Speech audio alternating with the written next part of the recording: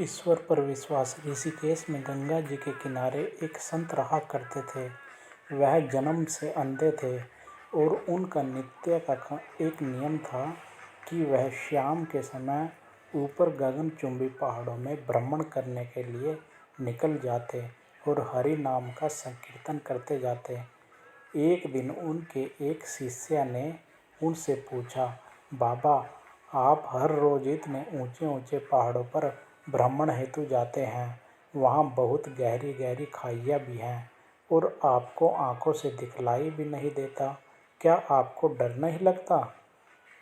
अगर कभी पाँव लड़खड़ा गए। बाबा ने कुछ नहीं कहा और शाम के समय शिष्य को साथ ले चले। पहाड़ों के मध्य थे तो बाबा ने शिष्य से कहा, जैसे ही कोई गहरी खाई आए तो बताना। दोनों चलते रहे और जैसे ही गहरी खाई आई, शिष्य ने बताया कि बाबा, गहरी खाई आ चुकी है। बाबा ने कहा, मुझे इसमें धक्का दे दे। अब तो शिष्य इतने सुनते ही सकपका गया। उसने कहा, बाबा, मैं आपको धक्का कैसे दे सकता हूँ? मैं ऐसा हरगिज नहीं कर सकता। आप तो मेरे गुरुदेव हैं। मैं तो किसी अपने शत्रु को भी इस खाई में नहीं धकेल सकता। बाबा ने फिर कहा, मैं कहता हूँ कि मुझे इस खाई में धक्का दे दो। यह मेरी आज्ञा है और मेरी आज्ञा की अवहेलना करोगे तो नरकगामी होंगे।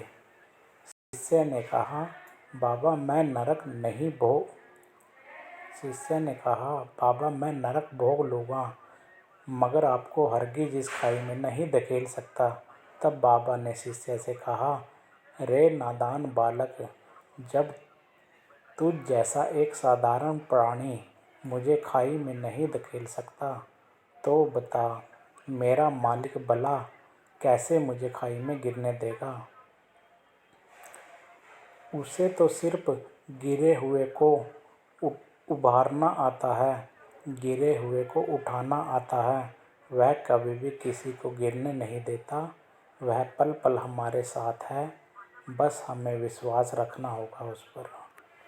जय श्री राधा कृष्ण।